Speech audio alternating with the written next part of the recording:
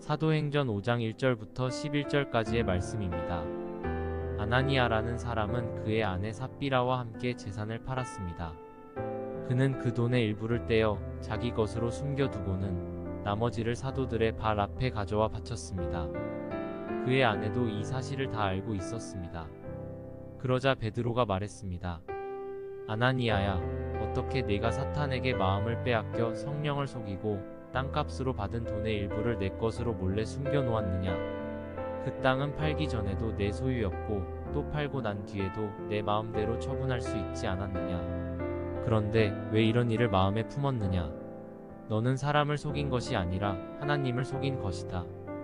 아나니아는 이 말을 듣자마자 쓰러져 죽었습니다. 그리고 이 일을 듣는 사람들은 모두 두려움에 사로잡혔습니다. 그때 청년들이 들어와 그 시체를 싸서 들고 나가 묻어주었습니다. 3시간쯤 지나서 그의 아내가 무슨 일이 일어났는지도 모르고 들어왔습니다. 베드로가 그녀에게 물었습니다. 말해보아라. 너와 아나니아가 땅을 팔아받은 돈이 이것뿐인가? 삽비라가 대답했습니다. 네, 그게 전부입니다. 베드로가 그녀에게 말했습니다. 너희가 어째서 서로 짜고 주의 영을 시험하려고 하느냐? 보아라. 내 남편을 묻은 사람들이 문 앞에 있으니 이번에는 너를 메고 나갈 것이다. 바로 그 순간 삽비라도 그 발 앞에 쓰러져 죽었습니다. 그러자 청년들이 들어와 그가 죽은 것을 보고는 메고 나가 그 남편 곁에 묻었습니다. 온 교회와 이 일에 대해 소문을 들은 모든 사람들은 큰 두려움에 사로잡혔습니다. 아멘. 오늘 이 본문의 말씀 사도행전 5장 1절부터 11절 말씀 가지고 아나니아와 삽비라는 왜 죽었나 라는 제목으로 함께 같이 하나님의 말씀의 은혜와 도전을 나누려고 합니다. 여러분 오늘 본문에 보시면 결론부터 얘기하자면 아나니아 삽비라는 성령을 속였고 하나님을 거스르고 속였기 때문에 죽었다 이렇게 기록하는데요. 도대체 이것이 무슨 의미인지 조금 더 아마 우리가 묵상하며 한번 생각해 보자는 것이죠. 그래서 성령을 거스르며 성령을 속여서 죽임당하였다라고 하는 이것은 어떤 의미를 가지고 있는가? 그래서 우리는 우리의 삶에 이러한 문제를 어떻게 조심해야겠는가를 함께 좀 나눠보기 원하는 것이죠. 그래서 첫 번째, 아나니아 삽비라가 왜 죽었는가? 한번 저를 따라보시면 좋겠습니다. 변심의 문제. 단지 한번 할까요? 변심의 문제. 자, 오늘 본문에 보면 이렇게 시작합니다. 아나니아라는 사람은 그의 아내 삽비라와 함께 재산을 팔았습니다. 우리가 계속 사도행전 보고 있는데 왜 그랬죠? 지금 초대교회는 사랑이 넘치고 막 많은 사람들이 자신의 재산을 나누기도 하고 서로를 채우기도 했죠. 바나바 같은 사람은 자기의 막 전 재산을 팔아 사도 앞에 가져오고 성도들의 필요를 채워주기도 했죠. 이 사랑의 무브먼트가 교회 안에 너무 활발하게 일어나니까 아나니아 삽비라도 그 은혜를 누렸겠죠. 그러니까 마음에 동기부여가 되고 도전이 되니까 마음을 합쳐 함께 재산을 팔게 된 것입니다. 여기까지는 굉장히 좋은 마음입니다. 그런데 바로 2절에 이렇게 이어지죠. 자, 그 돈을 현물화해서 혹은 현금화해서 그것을 가져다 주려고 보니 2절에 그는 그 돈의 일부를 떼어 자기의 것으로 숨겨두고는 나머지를 사도의 발 앞에 가져왔습니다. 기록하죠. 그리고 그의 아내도 이 사실을 다 알고 있었습니다. 기록합니다. 그의 첫 마음, 이 부부의 첫 마음, 성도들을 돕고 싶었던, 사랑했던, 우리의 가진 것이라도 다 팔아 나눠주려고 했던 초심. 그죠? 근데 그 마음은 물건을 현물화해서 눈으로 보는 견물생심 딱 보는 순간 변화하고 말았죠. 그러니까 초심이 변심되었습니다. 그러면서 생각지 못한 비극이 시작되는 것이죠. 여러분 바우교회가 시작된 지 1년 반이 좀 넘었습니다. 할렐루야. 네. 근데 여기 보면 첫 예배부터 저와 함께 하신 분들도 계세요. 그리고 이제 오랫동안 그 이후에 또 3, 4개월 지나서 또 6개월이 지나서 1년이 지나서 함께 하시는 분들도 계신데요. 이런 질문이 생기더라고요. 여러분들이 보실 때 1년 반을 보았든 3개월을 보았든 제가 초심이 좀 변했나요? 제가 이렇게 설교를 준비하는데 제가 하나님 앞에 또 교회 앞에 또 성도님들과 함께 가졌던 그 초심이 변했는가? 개인적으로 자문해 봤을 때는 조금 뭐 뜨끔한 부분도 없지 않아 있고, 또 한편으로는 그래도 이 정도면 안 변하고 잘하고 있나, 또 이런 격려 어린 말을 제 자신에게 하기도 했는데요. 성도님들은 어떻게 생각하는지 모르겠어요. 뭐 별로 말씀 없으신 거 보니까 제가 더 열심히 해볼게요. 근데 그걸 아시는 분이 있어요. 제가 처음에 우리 성경 공부하겠습니다, 아무도 신청을 안 하셔가지고, 그래서 포기한 것이 아니라 주님께서 내게 주신 열정으로 뭐 했죠? 제가 방문 성경 공부했어요. 그래서 여기서 방문 성경 공부를 경험하신 분들이 있죠. 제가 직접 집으로 찾아가서 열심히 같은 내용을 한 4-5 가정을 돌아다니며 개인을 찾아가며 이제 복음을 전했던 그런 시간들도 있습니다. 그래서 나름 열심을 냈던 것이에요. 또 이그나이도 그렇습니다. 대학교 막 그 뚫을 때, UT 뚫을 때 진짜 고생스러웠거든요. 내가 어떻게든 돌파한다. 막 개강 예배도 하고 종강 예배도 하고 몇 시간씩 수고해서 했던 또 그 마음이 있습니다. 그런데 그 성경 공부도 그렇고 또 이그나이도 그렇고, 제가 처음에 이 교회를 하나님 앞에서 섬겨갈 때, 저는 하나님의 개척 도구입니다. 저는 담임 목사 아니고 하나님이 담임이시고 하나님이 주인이시고 저는 그저 하나님의 쓰임받는 도구일 뿐입니다. 이런 마음, 그러니까 여러 가지 이런 생각들, 실제적인 사역들, 이런 것들을 기억하면서 여전히 나는 같은 마음인가, 그 굉장히 이제 현실적인 자문을 하게 되더라고요. 그래서 뭔가 계속 멈춤 없이, 낭비함 없이, 게으름 없이, 변심함 없이 하나님이 주셨던 이 마음과 사명에 대한 열정들을 좀 열심히 살아내려고 노력하고 있는 것 같습니다. 여러분, 이 질문 앞에 그럼 저만 세워서 되겠습니까? 저 좀 억울하거든요. 여러분도 한번 이 질문 앞에 서 보셔야죠. 그죠? 내 자신에게 자문해 보는 것이죠. 그렇다면 나는 아나니아와 삽비라는 그 초심, 그 선했던 초심은 어쩌면 그 물건을 현물화시키는, 이건 아무나 하는 게 아니에요, 사실. 그런데 그 초심이 변했다면, 또 정 목사가 가졌던 그 하나님을 향한, 교회를 향한, 성도를 향한, 사명을 향한, 거룩을 향한, 사랑을 향한 그 초심이 지켜졌는지 변했는지 점검하고 있다면 여러분도 동일하게 이 질문 앞에 서야 하는 것이죠. 여러분들의 신앙의 초심은 여전하신가요? 여러분들이 가지고 계신 사명을 향한, 하나님의 부르심을 향한 그 열정과 그 초심은 여전하신가요? 그 순수함이 여전하신가요? 선행을 행하고자 했던 마치 아나니아 삽비라처럼 그 첫 마음이 그대로인가요? 거룩의 초심은, 사랑의 초심은 동일한가? 여러분, 성경에 보니까 이런 얘기가 너무 많아요. 초심은 아름다웠으나 변심으로 망해버린 인생들 많습니다. 그럼 사울왕은 분명히 사무엘상 9장 21절에 이렇게 부르심 앞에 얘기하거든요. 중간에 보면 저희 가정은 베냐민 지파 가운데서도 가장 보잘것없는 가정입니다 라고 얘기해요. 이것은 겸손이다 라고 수많은 신학자들이나 목회자들이 얘기하죠. 왜죠? 같은 사무엘상 9장 1절에 이 집안을 설명할 때 이 사울의 아버지 된 베냐민 지파의 기스라고 하는 사람은 굉장히 유력한, 그러니까 그 지파의 리더격인, 모든 것이 잘 갖추어진 가정의 사람이었습니다. 그런데 사울은 그런 가정이 있었지만, 또 그런 인물이었지만, 하나님이 부르실 때 저는 가장 보잘것없는 자다라고 하는 진심 어린 겸손을 보일 줄 아는 사람입니다. 그것이 왕으로 부름받을 때 사울 왕이 하나님 앞에 가지고 있었던 초심입니다.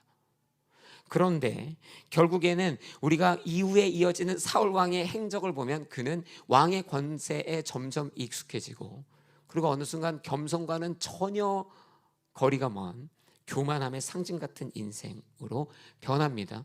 그의 이 아름다웠던 겸손의 초심은 변했습니다. 그런 변심자가 되었죠. 아나니아 삽비라가 그런 것이죠. 정말 선한 마음, 그 초심을 갖고 있었는데요. 애초에 아까도 말했지만 이런 선한 마음이 없었으면 내 지갑 정도를 열어서 헌금한 게 아니잖아요. 지금 이 양반들이 자기의 전 재산을 팔 정도의 실제적인 행동이 있었던 그 초심을 어쩌면 의심할 바 없을 정도의 굉장한 선한 마음이었는데요. 그런데 변심하게 됐다라는 것이죠. 그래서 문제는 이것입니다. 도대체 아나니아 삽비라가 왜 이 선한 초심을 버리고 변심하게 됐는가? 사실 이게 중요하죠. 근데 생각해 보면 표면적으로 아나니아와 삽비라의 경우는 이 표면적으로 드러나는 변심의 이유는 사실 욕심이죠.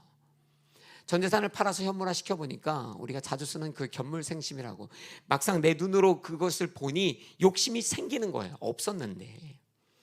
그래서 욕심을, 사실은 이 아이러니한 게 버렸기 때문에 전 재산을 판 거 아닙니까? 애초에. 그런데 그랬던 사람이 순간 다시 돈을 보니까 어떻게 되죠? 다시 또 욕심에 사로잡히는 것이에요. 그래서 초심을 버리고 변심하게 되죠. 여러분 혹시 기억하시나요? 지난주 설교? 기억하면 기적인데 지난주 설교 중에 욕심을 버리라는 내용이 사실 있었거든요. 욕심을 사랑으로 취하느라.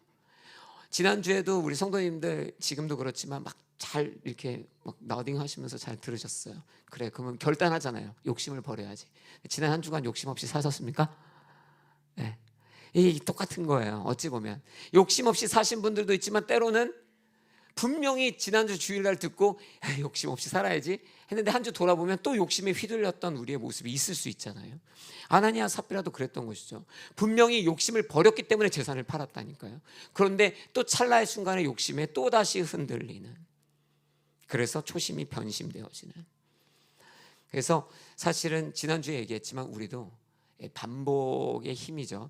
욕심을 버리셔야 돼요. 할렐루야. 네. 그런데 사실 오늘 본문에 그 욕심만을 경고하는 것은 아니다라는 것이에요. 욕심은 초심이 변심되어지는 이유 중에 하나의 예입니다. 아나니아 삽비라는 욕심 때문에 오늘 이 경우에 그들의 마음을 변하게 하는, 초심이 변심되는 그러한 행동을 했던 것이죠. 근데 저와 여러분에게 동일한 일이 일어날 수 있습니다. 욕심 때문에 우리의 초심이 변하기도 해요. 아니면 누군가는 익숙해져서, 망각해서, 편해서, 지쳐서, 무서워서, 이유는 다양한 것이죠. 그래서 그 초심이 변하는 것이에요. 여러분 회사 10년, 20년 요즘엔 잘 다니지도 않는데, 만약에 10년, 20년 다닐 때 처음에 그 회사를 들어갈 때 마음은 뭡니까? 이 회사에 막 뼈를 묻으리라. 지금은 또 안 그런데요, 청년들은. 막 그런 각오로 들어가잖아요. 근데 20년 지나서 같은 마음으로 애사심을 가지고 그 회사를 다니고 있는가 묻는다면 아닐 확률이 굉장히 또 높죠. 이유도 다양합니다. 무서워서, 돈을 안 줘서, 이래서 저래서, 익숙해서, 해서 수많은 이유들로 처음에 가졌던 애사심, 처음부터 애사심이 없었던 사람이 있었을 수 있지만, 있었는데 그 마음이 변하죠. 여러분 옆에 아내가 앉아 계신, 남편이 앉아 계신 분들, 목이 막히 메이네. 여러분 결혼하신 지 지금 1년, 2년, 3년, 5년, 10년 있다가 2부에도 하면 막 얼마나 신혼부부도 많아요. 근데 그 결혼할 때, 제가 결혼주례도 청년부부로 오래 했기 때문에 진짜 많이 했지만 막 눈물 흘리거든요. 서로 혼인 그 서약하거든요. 옛날처럼 주례사가 검은 머리 파뿌리 이런 거 안 하거든요. 젊은이들 다 본인들이 써와가지고 자기들이 다 읽어주잖아요. 남편 아내들에게 막 눈물 흘리거든요. 평생 사랑하겠다고. 근데 여러분 지금 옆에 보라고도 못 말하겠어. 우리가 그 마음으로 사랑하고 있는가? 그 초심으로 내 가정을, 나의 아내를, 내 남편을. 신앙도 동일하죠. 욕심뿐만 아니라 수많은 이유들을 나열하며 그저 이러한 이유들 때문에, 익숙하기 때문에 망각해서, 지쳐서, 지루해서 수많은 이유들로 우리는 변하고 있는지 모릅니다. 오늘 이 본문의 말씀 앞에서 그러므로 우리는 이런 결단을 했으면 좋겠어요. 어떤 이유로도 변심해서는 안 됩니다. 우리가 주님 앞에 지켜내가는 이 신앙의 모습, 변심할 수 없습니다. 때로는 욕심이, 두려움이, 익숙함이, 망각의 피로가 우리를 유혹하고는 있습니다. 그러나 그러므로 나는 변해도 된다? 아닙니다. 그러므로 변하는 것이 익숙하다도 아닙니다. 우리는 우리의 초심을 우리의 하나님께, 그리고 우리의 가정에, 우리가 부름받은 곳에 지켜나가야 합니다. 그래서 하나님이 에베소 교회에 대해서 이렇게 경고하시는 게 있거든요. 요한계시록 2장 4절을 보면 이렇게 기록합니다. 그러나 내가 내게 책망할 것이 있으니 그것은 내가 첫사랑을 버린 것이다 라는 것이죠. 하나님을 향한 첫사랑, 그 변화. 여러분 사실 생각해 보면 어떤 이유로도 변심해야 되지 말아야 되지만 또 하나 기억해야 될 것은 이 사람의 변심이라는 것이 오랜 세월을 통해서만 이루어지는 결과물이 아니라는 것을 기억하셔야 돼요. 그러니까 앞서 이 아나니아 삽비라처럼 찰나, 아주 순간에, 짧은 순간에 내가 이 물건을 보는 순간, 분명히 물건을 팔기 전까지만 해도 욕심이 없었는데 오랜 시간에 거쳐서 이 초심이 변하는 것이 아니에요. 한순간에 버렸던 것마저 다시 내 마음을 흔들면서 사람의 변심은 이렇게 순식간에 일어나기도 합니다. 찰나의 순간에. 그러니까 어떠한 이유로도 우리가 변심해서는 안 되지만 또 어떠한 순간에도 변심하지 않기를 매일 점검하고 분별할 필요가 있다. 그래서 초심을 지키는 자의 지혜는 어떠한 이유로도 변명하지 않으려고 하는 건강한 자세요. 어떠한 순간과 상황에도 변심하지 않으려고 하는 항상 깨어 분별하고자 하는 경계하는 자세입니다. 그렇게 하지 않으면 나는 첫사랑을 지켰기 때문에 계속 앞으로 괜찮을 거야. 그렇지 않다는 것이죠. 수많은 깨어지는 가정 중에 바람의 이유가 굉장히 많다고 들었어요. 그럼 1년, 2년, 3년 괜찮았으니까 4년, 5년, 6년 바람을 피우지 않는 것인가? 그렇지 않다는 거 우리 다 알고 있죠. 내 마음을 분명히 결정했으나 찰나의 유혹 앞에 무너지는 수많은 사람들도 우리가 보게 됩니다. 어떤 이유로든 변하지 말아야 하고 어떠한 순간에도 변하지 말아야 합니다. 찰나의 유혹 앞에 넘어지지 않는 것이죠. 그러고 보면 예수님은 변하지 않으셨어요. 예수님의 초심은 뭐죠? 내가 이 땅에 온 것은 십자가를 지고 모든 인류의 죄를 대신 짊어지고 죽으시고 부활하셔서 우리를 구원하시려고 하는 초심. 예수님은 분명히 많은 이유로 그 사명을 내려놓을 만한 순간들이 있었을 것이죠. 그러나 예수님은 초심을 지키셨습니다.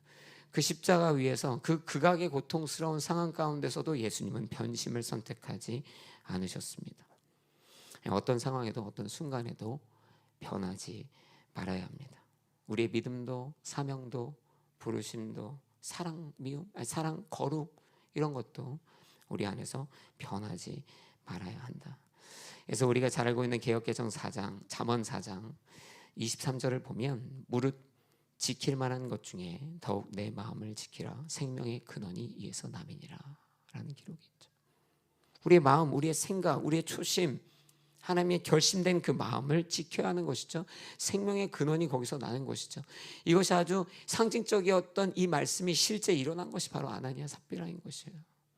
초심이 참 아름다웠으나 그 마음과 생각을 지키지 못할 때 결국에는 일순간의 목숨을 잃어버리는, 생명의 근원을 잃어버리는 비극을 보게 되는 것이죠.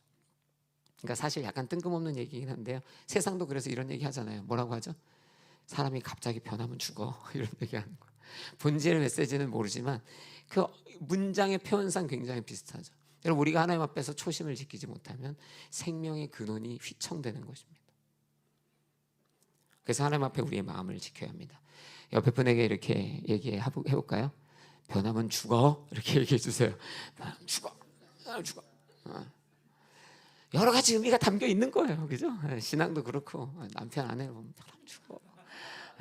그러면 그냥 주님 앞에서 건강하게 초심을 지키는, 생명을 지키는 신앙의 자녀가 되기를 도전합니다. 항상 우리의 초심을 점검해야 한다. 두 번째, 그들이 죽었던 가능성 있는 이유는 이것인데요. 한번 따라해 보시면 좋겠습니다. 관망의 문제. 오늘 본문의 2절에 보면 그는 그 돈의 일부를 떼어 자기 것으로 숨겨두고는 나머지를 사도들의 발 앞에 가져와 바쳤습니다. 여기서 중요한 말이 기록되어 있는데요. 그의 아내도 이 사실을 다 알고 있었습니다. 여러분, 아내가 이 완악한 일을 알고 있었습니다. 같이 재산 팔 때만 해도 좋은 마음이었는데 이제 마치 견물생심이 일어나서 이제 돈을 챙겼단 말이에요. 그런데 이것을 아내 모르게 한 것이 아니에요. 아내도 말해줘서 알았든 뭐 했든 하여튼 알고 있었습니다. 그런데 삽비라는 그냥 넘어갔어요. 나중에 이 베드로는 왜 짜고 이런 일 했느냐라고 말하잖아요. 그것이 실제 그래서 그렇게 그들이 같이 계략해서 했든 아니면 그냥 의미적이든 알고 있었다는 건 명확해요. 그것은 성경의 기록입니다. 그런데 그냥 모른 척 했어요. 분명히 그것이 잘못됐고 본인들의 애초의 계획은 아니었어요. 그런데 그냥 넘어갔다. 여러분, 간혹 슈퍼에서 장 보러 가가지고 물건 사러 나오는데 이렇게 나왔는데 통과했어요. 그랬는데 차에 실으려고 했는데 그런데 바코드에 찍지 않은 물건을 발견합니다. 그런 경험 있으신가요? 있으시다고 몇 분이 하시는데, 여러분 그걸 이제 차에다가 실는 거예요. 그냥 남편이 그걸 실는 거예요. 근데 아내가 그걸 알고 있어요. 반대로 아내가 실는데 남편이 뭐라는 거예요? 알아, 서로 알아. 안 찍었어. 이거 안 찍었어. 이야, 그럼 여러분 이거 어떻게 해요? 막 이렇게 뭐라고 말씀을 하시는데, 그죠? 그런 경우들이 있거든요. 그래서 그냥 하고 버튼 누르고 그냥 삐 하고 같이 가는. 왜요? 그거 왜 싫어요? 라고 묻지 않고 그냥 지나가기도 하죠. 분명 거스름돈 받았는데 5불 더 받았어. 알 때 있거든요. 그래서 이렇게 봤는데 남편이 뭐 끔찍 놀래. 저 양반 돈 더 받았구나. 그러면 뭐라 그래요? 돌려주라고 그래야 되는데 남편이 분명히 아는 것 같은데 다시 집어넣을 때 그냥 지나가는. 왜요라고 묻지 않는. 여러분 조금 더 심각한 얘기를 해볼까요?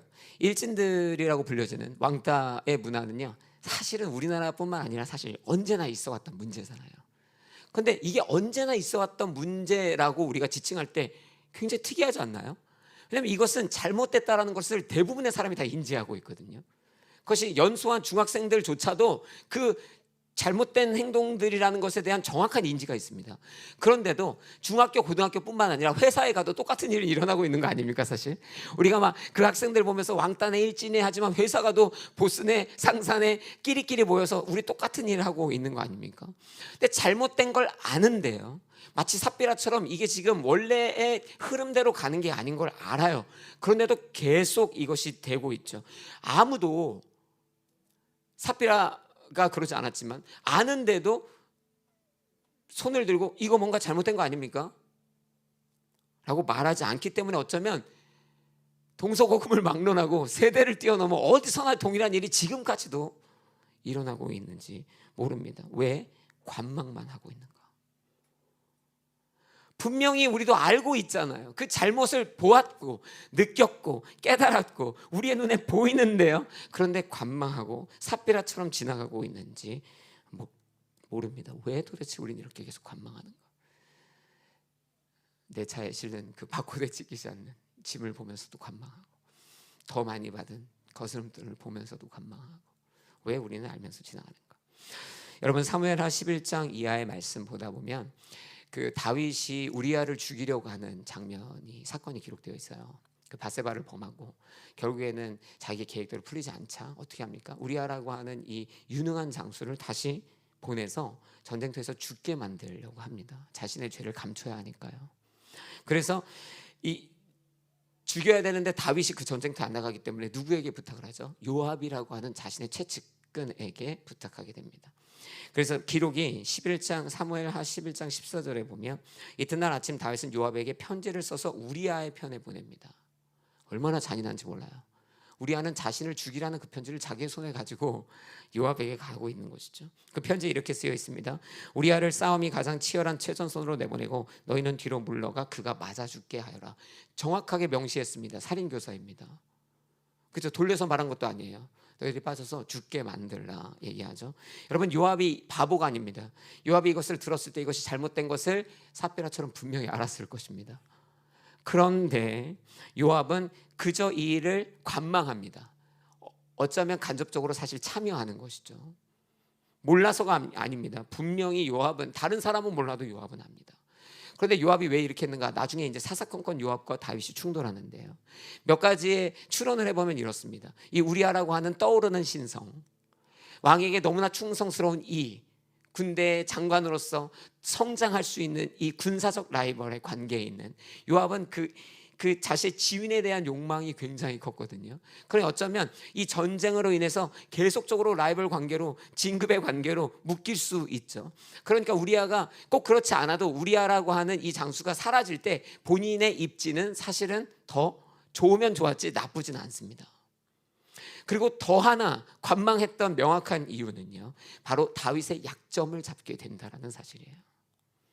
나는 이제 다윗이 무엇을 했는지 알아. 누구만 알아요? 요압만 알아요. 그래서 나중에 사사건건 다윗이 자기의 마음에 안 드는 일을 할 때 요압은 반기를 듭니다.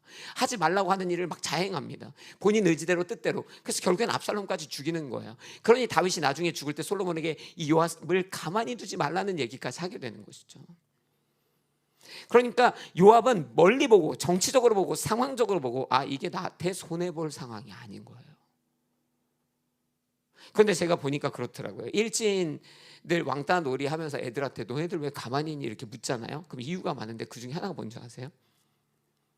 왜냐하면 그 친구가 괴롭힘 받으니까 저는 안 받을 수 있잖아요. 무슨 말인지 아시나요?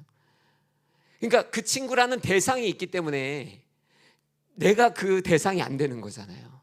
만약에 그거를 긁어 부스럼을 만들었다가 내가 대상이 될 수 있잖아요. 그러니까 누군가가 내가 아닌 타인이 다른 아이가 대상이 되었다라는 것에 나름의 안도를 느끼는 것이에요. 그게 너무 완악하다 보니까. 근데 사실은 바른 아이는 뭐예요? 내 이익 때문에 내가 괜찮으니까 이 일 때문에 내가 유익을 얻을 수 있으니까 완악한 거 알지만 그냥 관망해버리는 것이에요. 여러분 성경에 보면 요나단은 그렇게 하지 않았거든요. 요나단은 다윗을 사랑하고 다윗이 요나단을 사랑하는 아주 우애를 나누는 진짜 친구. 그래서 아버지가 다윗을 죽이려고 할 때 그것이 요나단에게 얼마나 큰 이익입니까? 사실 아까 라이벌의 관계를 얘기했지만 사실 요나단은 다윗이 이렇게 승승장구할 때 가장 위협받는 사람입니다. 원래 본인이 왕이 돼야 하는데 모든 지금 집중은 다윗을 향하게 되는 것이거든요. 그러니까 그 숙적, 그 정적을 죽이면 자연스럽게 요나단이 왕이 되는 것이에요. 다윗이 사라지면 가장 이득을 누릴 사람은 사울이 아니고 요나단입니다. 실제 사울이 그런 얘기도 하죠. 그런데 그렇기 때문에 사울, 자기 아버지의 손에 무죄한 다윗이 죽는 것을 그냥 관망하지 않습니다. 그래서 실제 요나단이 아버지에게 이렇게 얘기하죠. 사무엘상 19장 4절 5절에 보면 요나단은 아버지 사울왕 앞에서 다윗에 대해 좋게 말했습니다. 그리고 5절에 보면 그렇게 이야기하고 나서 그런데 왜 아버지는 이유도 없이 다윗처럼 죄 없는 사람을 죽여 죄를 지으려고 하십니까? 아버지의 이 죄를 잘못된 행위에 대해서 관망하지 않습니다. 가만히 두면 본인이 유익인데요. 그런데 가만히 있지 않아요. 그래서 얘기하죠. 이 말을 듣고 여러분 성경을 보시게 되면 사울왕이 그래 그게 맞지. 그러면서 다윗을 쫓는 것을 멈춥니다. 잠시. 그 다음에 다시 또 그 안에서 원래대로의 욕망과 이 욕심이 일어나죠. 그래서 이제 또 죽이려고 합니다.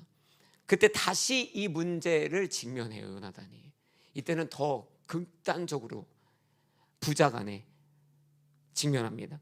그래서 사무엘상 그 다음 장인 20장 30절 이하를 보면 이렇게 되죠. 사울은 요나단에게 불같이 화를 내며 말했습니다. 너 반역자이며 사악한 여자의 자식아, 내가 그 이새의 아들 쪽을 택한 걸 내가 모를 줄 아느냐? 내게도 망신이지만 널 낳아준 어미에게도 망신이다. 막 폭언을 쏟아붓습니다. 아들에게. 왜요? 다윗을 위하니까. 그러면서 하는 말이 이새의 아들이 이 땅에 살아있는 한 너와 내 나라는 세워지지 않을 것이다. 이게 너에게 유익인지 모르겠느냐라는 말을 하고 있는 것이죠. 사람을 보내 다윗을 끌어오너라, 그놈을 죽여야만 한다 얘기하죠. 그때 요나단이 아버지에게 물었습니다. 다윗이 왜 죽어야 합니까? 그가 무슨 짓을 했다고 그러십니까? 33절에 그러자 사울은 창을 던져 요나단을 죽이려고 합니다. 자기 아들을 죽이려고 하죠. 이제 요나단은 자기 아버지가 다윗을 죽이려고 작정했다는 것을 알게 됩니다. 부자간의 극심한 다툼. 왜요? 그 죄를 관망할 수 없었던 것이에요. 사울은 답답했어요. 이게 너에게 유익하다니까. 그러나 요나단은 그 유익과 상관없이 죄는 관망해서는 안 된다는 것이에요. 그것이 불의한 일이니까. 그것이 악이니까. 여러분 타인의 실수를 보며 이웃이 넘어질 때 저 회사에서 저 사람이 저런 실수해서 안 될 때 다 알고 있어. 그거 그렇게 하면 안 된다는 거 얘기해 줄 수 있어. 그런데 그냥 함구해 버리는 것이죠. 때로는 우리가 굉장히 우리의 유익과 이익을 쫓아 죄를 보면서도 관망해 버리는 경우들이 있습니다. 경쟁 관계에 있을 때 생활과 상황 가운데서 그런 일들이 있죠. 또 보니까 관망하는 또 다른 이유도 있어요. 불편해서 그렇죠. 사무엘하 12장 5절 7절에 보면 나단 선지자가 다윗을 직면합니다. 당신이 바로 그 죄인입니다. 당신이 바로 그 밧세바를 범한 그 죄인이고 그 우리아를 죽인 그 범인입니다라는 것을 예화를 통해서 다윗에게 직면합니다. 여러분 누가 왕이랑 불편하게 지내겠어요? 여러분 제가 무언가를 잘못하면 여러분이 저에게 말씀하실 때 그런 생각이 들 수 있잖아요. 내가 이거 괜히 얘기했다가 불편해지면 어떡하지? 우리가 인간적으로 그런 생각하거든요. 삽비라도 어쩌면 이 일을 통하여서 본인이 죽임당할 거라는 생각은 못할 거잖아요. 그러니까 남편한테 이걸 지적하면 그날 끝나고 집에 돌아가면 집에서 둘이서 얼굴 마주보고 불편하죠. 회사에서 우리가 처하는 곳들에서 학교에서 교회에서 그냥 좋은 게 좋은 거야. 그래서 넘어가려고 하는 경우들도 있죠. 남편이 그냥 그렇게 하면 굳이 그렇게 불편하게, 일진들이 그렇게 하면 굳이 내가 그들과 그렇게 불편하게, 그냥 좋은 게 좋은 거 넘어가자. 그래서 그냥 죄를 넘어가 버리는 그런 결단과 모습들도 있는 것이죠. 또 누군가는 보니까 무관심해요. 그냥 무관심합니다. 내일 아니니까. 저는 사실 성경 보면서 굉장히 답답했던 때가 있습니다. 성경에 보면 예수님 돌아가실 때 마지막 밤에 기억하시나요? 여러분도 혹시 그런 생각 안 해보셨나요? 예수님이 나 오늘 죽을 거야. 너희 중에 하나가 나를 팔 거야 얘기하셨잖아요. 그러면서 되게 나름 디테일하셨어요. 저는 그게 되게 의아했거든요. 보면 요한복음 13장 26절인데요. 예수께서 대답하셨습니다. 내가 이 빵 한 조각을 적셔서 주는 사람이 바로 그 사람이다. 그리고 예수께서 빵 한 조각을 적셔서 시몬의 아들 가룟 유다에게 주셨습니다. 굉장히 디테일했다니까요. 이게 약간 이해하기 어려운 상황이긴 한데 나름은 굉장히 명확하게 얘야 약간 이렇게 찍어주셨단 말이죠. 제가 거기 있었다면 이 정도 의심쯤은 한번 해볼 수 있는 문제 아닌가. 또 다른 복음서 보니까 마태복음 26장 21절 이하를 보니까 모두들 식사를 하고 있을 때 예수께서 말씀하셨습니다. 내가 진실로 너에게 말한다. 너희 중 하나가 나를 배반할 것이다. 그랬더니 제자들이 얘기하죠. 제자들은 큰 슬픔에 잠겨 저마다 예수께 물었습니다. 주여, 저는 아니죠. 이제 걱정되는 거예요. 예수께서 대답하셨습니다. 나와 함께 그릇에 손을 넣은 사람이 나를 배반할 것이다. 여러분, 그러면 거기서 분명히 이렇게 함께 같이 밥을 먹고 이 음식을 먹던 사람들이 있잖아요. 그리고 24절에 뭐라고 하죠?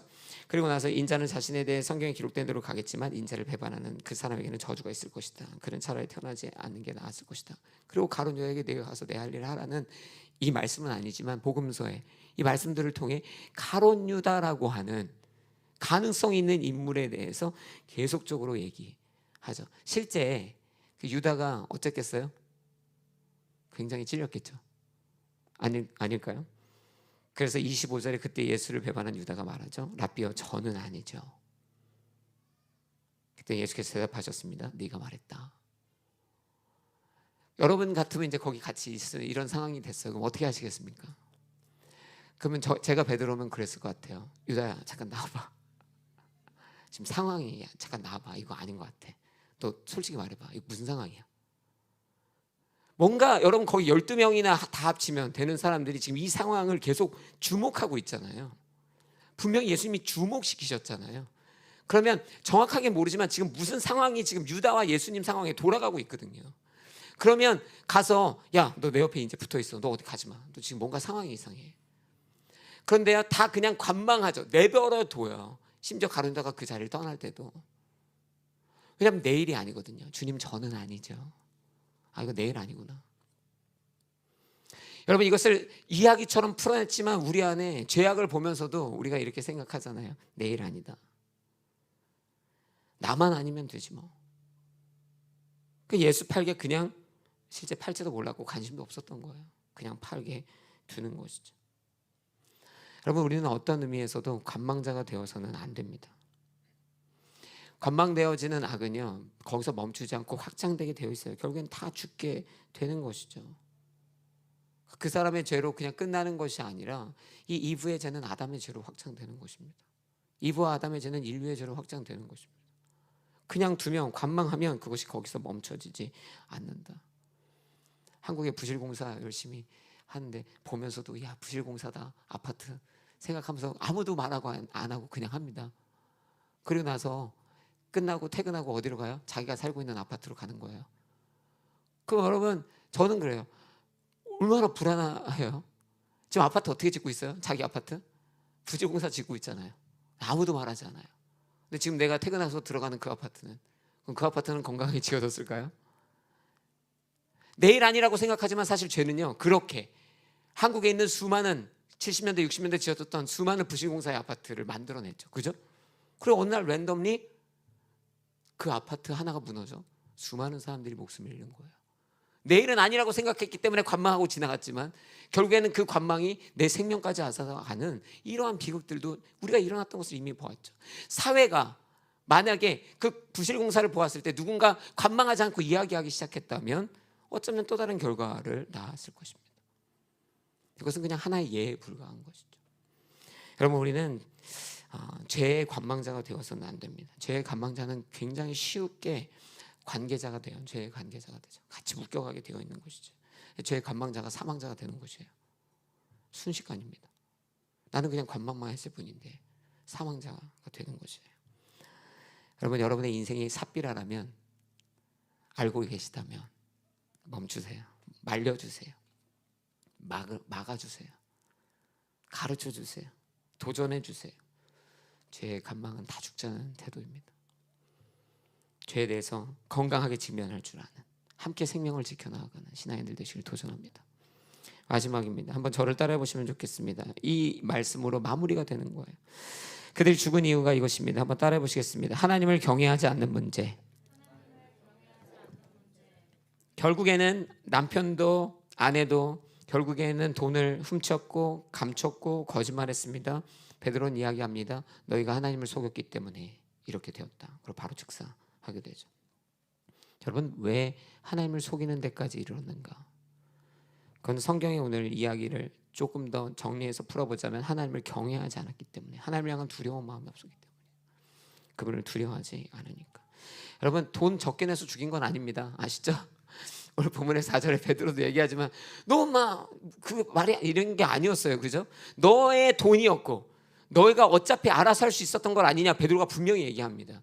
그러나 그것을 네가 감췄기 때문에가 아니라 하나님을 속였기 때문에, 하나님을 우습게 보았기 때문에, 하나님을 속일 수 있다고 생각했기 때문에, 경외하지 않는 그 마음 때문에 라고 얘기하는 것이죠. 여러분, 하나님을 경외하지 않는 신앙은 굉장히 위험합니다. 치명적이에요. 생명이 오가죠. 저희 이제 둘째 딸도 여기 있는데 큰일이에요. 아시는 분 아시겠지만 제 말을 1도 듣지 않습니다. 이게 진짜 이 정도로 무시하나 할 정도로 자존심이 상할 정도로 진짜 그냥 한 귀로 듣고 한 귀로 흘려요. 제가 여기서 첫째는 저를 너무 무서워하는데, 제가 어렸을 때부터 막 그래서 둘째는 그렇게 안 하려고 하다 보니까 전혀 저에 대한 일말의 경외감, 두려움이 없어요. 그래서 자기 마음대로 하는데요. 그래서 지금 굉장히 매일마다 이 사선을 넘나드는 위험한 상황들을 계속 마주해요. 그래서 막 벽에 부딪히기도 하고, 막 그 얼마 전에는 뭐 더러운 얘기지만 뭐 응가를 했는데 자꾸 있으면 안 되는 것들이 응가에서 나와요. 이걸 언제 먹었나 하는 것들이 막 계속 나와서 항상 마음을 졸입니다. 아무리 얘기하고 막 안 돼 해도 도무지 뭐 들어먹지를 않아요. 위험해요. 여러분, 이 현실적인 저의 마주하고 있는 이 문제는 영적으로도 사실 독이라거든요. 하나님을 경외하지 않는 자는 어떤 인생이 되는지 아십니까? 방종합니다. 자기 마음대로 사는 거예요. 내 뜻대로, 내가 생각했을 때 좋은 거, 내가 집어먹고 싶은 거 집어먹고, 내가 하고 싶은 거 하면서. 그런데 그게 나를 굉장히 위험하게 만들죠. 매 순간이 위험합니다. 그러니까 부모는 어떻게 하죠? 결국엔 그런 상황이 반복되면 호되게 혼낼 거예요. 어쩌면 미국은 우리가 그렇게 안 하지만 저도 어렸을 때 그랬는데 매질을 당할 수도 있어요. 이러나 저러나 어떻게 해요? 경외하지 않는 자는 혼나고 맞게 돼 있어요. 다치게 돼 있어요. 여러분, 이스라엘 백성이 그랬던 거예요. 자기들끼리 하나님 경외하지 않고 방종하다가 위험에 처해서 생명을 잃기도 하고, 아니면 하도 말 안 들으니까 하나님이 때려서 두들겨 맞아가지고 아프기도 하고. 이러나 저러나 하나님을 경외하지 않는 인생은 참 슬픈 인생인데요. 위험한 인생인데요. 여러분, 근데 묵상하면서 이런 생각이 들더라고요. 그러면 하나만 문제인가요? 하율이도. 근데 여러분, 하율이하고 하나만 문제인가요? 오늘 본문으로 얘기해 보면 죽음 당한 아나니아와 삽비라만의 문제인가요? 여러분, 혹시 그렇게 생각하시나요? 아나니아 삽비라가 죽었기 때문에 이들의 문제구나? 아니요, 이건 우리의 문제죠. 그 교회에 분명히 아나니아 삽비라 같은 사람들이 또 있었겠죠. 걸리지 않았을 뿐. 그렇잖아요. 우리가 얘기하잖아요. 감옥에 있는 사람은 걸린 죄인들, 나와 있는 사람들은 안 걸린 죄인들. 분명히 거기에도 아나니아 삽비라 같은 또다시 하나님을 경외하지 않는 인물들이 있었겠죠. 오늘 이 말씀은 아나니아 삽비라 같은, 우리는 아나니아 삽비라 아니라고 생각하지만 어쩌면 한순간에 아나니아 삽비라 될 수 있는, 하나님을 경외함이라고 하는 이 본질적인 도전 앞에 그 마음이 없는 우리 모두를 향한 도전일 수 있습니다. 이야기를 듣고 이건 그런 사람들 이야기지, 아니요, 이건 우리의 이야기입니다. 그리고 그 결론이 처참한 이유는 우리 모두에게 주는 경각이에요. 그래서 오늘 말씀 11절 말미에 모든 사람이, 교회의 모든 이들이 이야기를 듣고 그 주변 사람들까지, 듣는 모든 자들이 하나님을 두려워하게 됐다라는 것이죠. 여러분, 경외함으로 살아내시길 주의 이름으로 축복하고 도전합니다. 하나님의 시선 속에서 사는 인생 사시라는 거예요. 어렵게 얘기하면 편재의식, 어디나 계시는 하나님. 오늘 본문으로 생각하자면 성령을 거스른다 그랬으니까 성령이 내 안에 항상 나를 보고 계시다, 나와 함께하고 계신다라는 인식 가운데 살아가는 것이 경외하는 자의 삶입니다.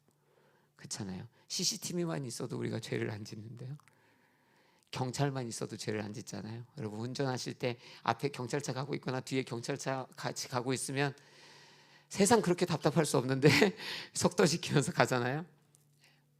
거기 경찰이 있으니까요. 경찰에 대한 두려움이 있으니까요. 하나님이 항상 내 앞에, 내 뒤에, 내 옆에 계시는 거 아닙니까? 할렐루야. 우리 안에 성령님 내주하시는 것이죠. 그러면 삽비라 이 아나니아처럼 할 수 없는 것이죠. 하나님은 속지 않으십니다. 기억하셨으면 좋겠어요. 하나님은 눈 감고 계시지도 않고 모르시지도 않습니다. 다윗이 다 속였다고 생각했지만 하나님이 백주대낮에 나단을 통해 다 드러내셨죠. 하나님은 아십니다. 하나님 속일 수 없습니다. 하나님을 경외하면서 사시기를 주의 이름으로 강력하게 도전합니다. 네.